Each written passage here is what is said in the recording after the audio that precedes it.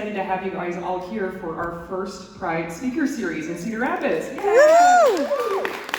Actually, all right. Yeah, you guys got some pretty good energy already. This is delightful. So, being a lady of the Nebo area, we do have a little tradition that I want to bring in on this. So, we are all so excited to talk with DJ about his transition, about his journey.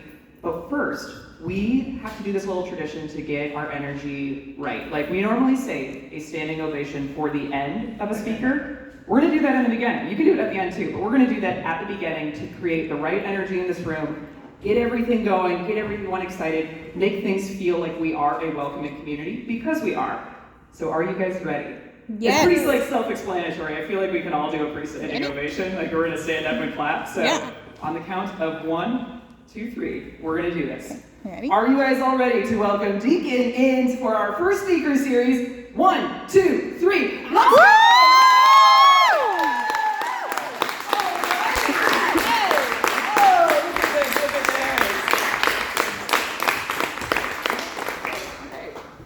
Your mic is on and we are good to go. Hi. Hey. Hey. So, How you doing? I'm doing good. This is great. How does it feel? Chairs are comfy? They're very comfy. Yeah, I wasn't expecting them to be as comfy as they are, to be quite honest. So, everyone here is probably familiar with Deacon's story. Deacon, you have just one of the best TikToks, not only in Iowa, but also like globally. This is a pretty big phenomenon. And as everyone knows, probably if you're in this room, Deacon came out 58, right? 58, posted a TikTok about transitioning, and how many followers, or how many people liked that right afterwards? Like the next morning, there was like 75,000 people. Which is ridiculous. And it just blew my mind. Yeah. 25 followers to start. The overnight response is so amazing, and part of why I think it got the response is just how honest you are and how open you are in your journey on this.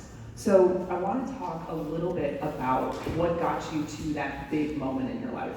You've said in an interview before that you knew at 5 that you were a man, and then it took till you were 58 to officially come out to other people.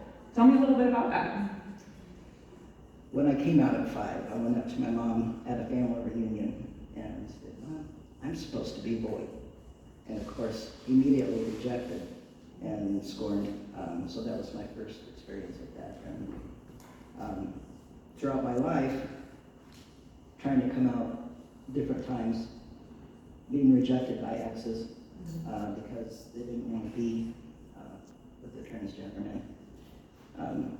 Institutions doing the cutting you down, not supporting. It's been a journey, and I did not have the safety or the security until I was 58. So what gave you that safety and security then? Actually, it was a coworker where I work. He's transitioning, and it gave me the courage, like, you know what, I can do this now. It's okay. That's so beautiful. I think coming out is never one moment. We don't like it to be like just one and done. You're like, oh, there we're out. Everyone knows it's all okay. Right. But it takes so much time and effort. And I love that your coworker, by being honest, gave you permission to do that. Did you have any other trans role models that you were watching in your life? Growing up, my family is very religious, Southern Baptist, so in that sense, no. The word wasn't even spoken, you know. As an adult, I lived as a lesbian for about 30 years. So I was more aware at that point. Very drawn to it, knew that was what I needed to do. But again, didn't have the security or safety to do that. Yeah. But now you have that security, you have that safety. Absolutely. You're out, you're transitioning. Tell me, so you get this amazing response on TikTok for your videos. What afterwards has changed in your life now that you're out? You know, there's good and bad with it. Clearly the people that are ignorant or transphobic, homophobic, I've lost them. Relatives and people, and that's okay, because I have found an entire nation of family in the LGBTQIA+ and allies. the joy is overwhelming to me, and just knowing I am accepted and valid how I am. I've never felt that in my life. Yeah. One of the things we were talking about earlier is finding community, and you found this huge community online. Can you tell me a little bit more? We were talking about all of the grandkids you now have across everywhere. I swear there's like all over the world I have kids that like, will you please be my grandpa? Will you please be my dad or my uncle? I don't have the support at home. And it's like, absolutely, dinner's at 6, come on over. But it touches my heart. It's like, I want to be there for them. That's what this has evolved to. It's like, they need to know that they're loved. Yeah. Do you get a lot of messages from people telling you that, much like your coworker gave you the courage to transition, are you giving that courage to other people you know? Oh, absolutely. You know, sometimes it's just not safe, especially as a kid, to come out or to transition, but to let them know it's okay. There is hope, there is time, and not to give up. That's wonderful. So we talk a lot in the queer community about it gets better, but I don't know if we often really give an example of what getting better means once you come out. So you talked a little bit about the peace and security, the confidence you feel now. What else is better now that you're out? You know, honestly, my depression and anxiety is like 80% lessened. Oh yeah, that's great. The load that I carried my entire life, you know, it's just like, whoosh, gone. Still get social anxiety, but Oh, that's it. but you know, that's a big positive about it. Yeah, that's huge. I mean, I think most people in the queer community, we're dealing with some depression or anxiety, and to know that by coming out for you, that's a pretty huge success rate right there. That is, most medications are not working as well as an 80% rate coming out feeling good with that, so that's awesome. So, okay, also, you've got all of these grandkids everywhere. You're a positive role model for what not only being a trans man is, but also just what being a man is. This is something I've been curious to talk with you a little bit more about. We have a lot that we talk about with toxic masculinity, the patriarchy being bad, but your TikTok is nothing but positivity and peace. Can you talk to me a little bit about what masculinity means to you, what it's like to be this role model for people? My viewpoint on that is probably the opposite of most of the population. I think being a man means being gentle and protective and supportive and loving. It has nothing to do with how big your muscles are, how rough you can act. It's all about the heart. Yeah. Say a little bit more about the heart, because you were such a passionate person with this. I'm not quite sure where to go with that. Well, okay, so one of your TikToks, I love every single one. One of the TikToks you posted, you say there are 4 things that no one can ever take away from you. Right. What are those 4 things? You got knowledge, Mm-hmm. hope, you know what? Passion. Yep. What do There was another one, but let's talk about passion. So Okay. what have you found with your passion here? My own experience growing up, I wanted to unalive myself many, many times, and I attempted. So on the Trevor Project website, I saw a statistic that every 45 seconds, a young adult between 13 and 24 attempts suicide. That hit me. It's like, you know what? That's who I want to reach. Yeah. I want them to know that I get it and they're going to be okay. There is hope, there is love. Yeah. That's what I'm passionate about. Was that something that you connected with personally on your journey? Oh, absolutely. Yeah. Absolutely. And how at that time, because you weren't out, how did you manage to get through that? Man. You know, of course, the era that I grew up in, they medicate you, they put you in a psych unit, they give you all these diagnoses, and then you're labeled. Yeah. And anything you attempt to do is always looked at sideways. I'd have to say my own personal faith Mhm. helped me through. I don't even know why I'm alive today, because seriously, it got very bad. Yeah. I think holding on to my own personal hope, Yeah. and just not letting it beat me. Not letting it beat you, and now you get to give that hope to other people. Absolutely. Yeah. So in your life, you have all of these people who reach out to you online. What are some of the things or questions that people are asking you? A lot of people ask me, how did I know? Mhm. That's a tough question. I just knew. It's just like, this is who I am, and I knew I was in the wrong skin. Yeah. I get asked about support growing up. I get asked about what changes, physically happen. That's the big ones. Those are the big ones. So then, when you look at your own future, what are you excited about for what's next for you? You're on, because I don't think that it's just coming out that's been your journey. Now you're doing so many other things as well. What's up in Deacon's future? I am just excited about becoming more me, and if I can touch lives along the way, I am so excited and honored for that. All of this was just very unexpected, not planned, and I know the universe has a plan, and I trust in that. That's beautiful. That's beautiful. So we're talking a little bit. You've got all of these different things. The universe has a plan. I think the plan definitely seems to involve you being a light of hope to all of these young people around you. What are some of the ways? Is it mostly TikTok that you're reaching out to people, or what are you doing in your day-to-day life? I work with a lot of young adults, and I love it. I love the work that I do there. I don't know where it's going to lead, but you know what? I'm open to it, and I'm excited. I would be happy to collaborate with any group that has the same mindset. I think it's important. Absolutely, absolutely. So let's talk a little bit about TikTok then. How did you know about TikTok? Because my grandparents do not know about TikTok. They are very confused about its existence.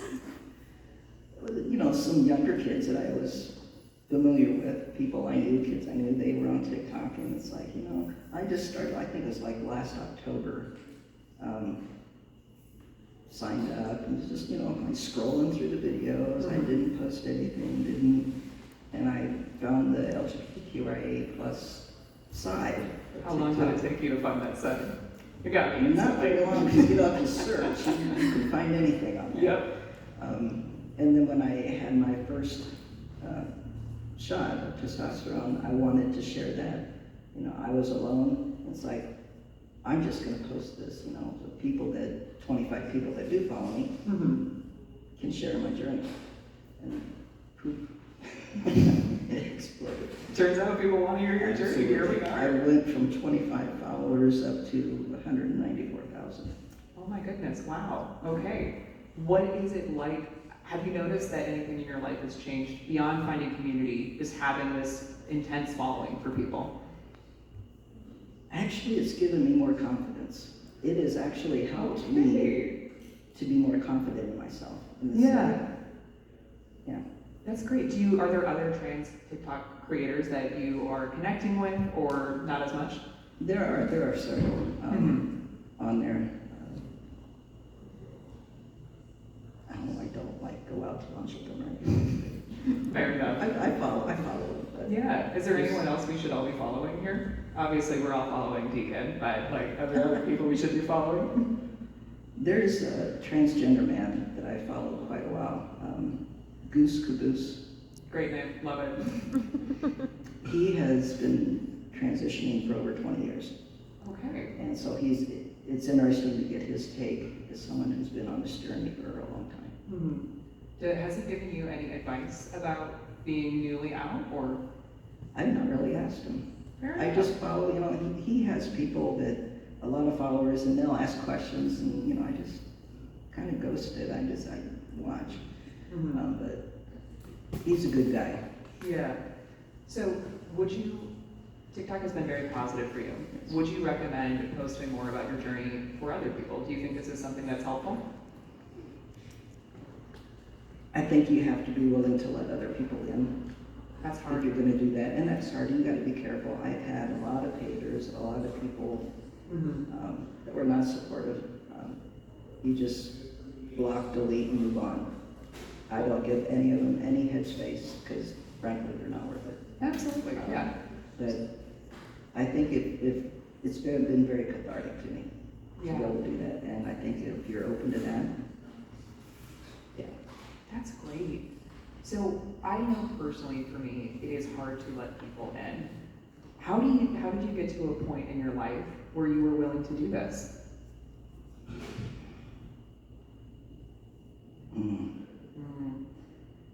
It's a tough question. I think I was just ready. Yeah. I was just ready, and I'm an open book, you know. That's one of the things I really like about you, and one of the things I think is encouraging to know that as we continue on our journeys, there will be a point when we are ready. Like that point is coming for all of us, and when that moment comes, you can create a TikTok, you can do whatever, and people will respond in a positive way in many ways. Absolutely. That's really I think that's one of the takeaways I'm gonna come away from this with, is that it's never too late. These moments are out there. Absolutely. That's beautiful. Thank you. Yeah, so I think we're gonna be running up, we've got definitely some more time, a little bit more to explore with stuff. So you've had all of these beautiful moments, you've had all this, we've talked a little bit about we don't know what's coming next, it could be anything. What are day to day, looking at stuff, what are pieces of advice that you would offer other people on their journey? Don't look to others for validation. Okay. It is very validating having all these followers, but at the end of the day, I have to validate myself. And how do you validate yourself? It's purely self-acceptance. Yeah. And that's a big difference in my life for myself. Yeah. So don't look to others for validation. What any other pieces of advice? Never, ever, ever, ever, ever give up. Because there's always hope, there's always a chance, you work for your goals, you're gonna get there. Yeah, yeah. So, okay, those are really, really solid pieces of advice, really hopeful. When you look back on your life, and you look back to 5-year-old Deacon, who knew that he was a boy, and was rejected right away, is there anything that you would like to say to yourself at that age? You are so loved. That's what I would tell him. Yeah. Yeah. He's okay just how he is. You're okay. You're so loved. And that's what you're now telling all of your grandkids on TikTok regularly. Absolutely. Yeah, that's really, really beautiful. So as we're looking through this, what pieces of advice or any words that you would like to say to everyone here? Love each other. It doesn't matter whether you understand where someone is coming from or not. Just love each other. Accept each other for how they are. This world is too small to be hateful. And know that there's always hope, there's always acceptance. Yeah, so I've got 2 more questions, and we'll get this going. So, first things first, what can we be doing in Iowa to help the trans community? Pass better laws. Pass better Protect laws. Kids, allow them to transition in their life, give them the support they need, however it may be, and not just the trans child, but the parents as well, the rest of the family. And what does that support look like that you know of right now? I think it's very hard to find appropriate support that's needed. Yeah, I think it's very hard. yeah. So we'll pass better laws. Pass better laws. We can definitely do that. We got some uphill battles with that one, but we're not gonna give up. We're not gonna give up, never giving up, like you said. So that's what we can be doing in Iowa. And then looking more at your unique community, specifically older trans people, what can we be doing to help more people realize that it is okay to come out at your age? I think providing as a community, right where you're living, more of an outreach to each other, to the LGBTQIA plus people, because maybe it's because I live in a small town, but there's like no community visible. Right. I think it's our job to make that community. I think that would be so incredibly powerful on any level, And just visibility can start small, right? right? And then it grows. Right. Visibility, gatherings, speaker series. Mm-hmm. Just showing that Yeah. you do exist, we are out here, we can do this. And provide a way to gather together and to give each other that support.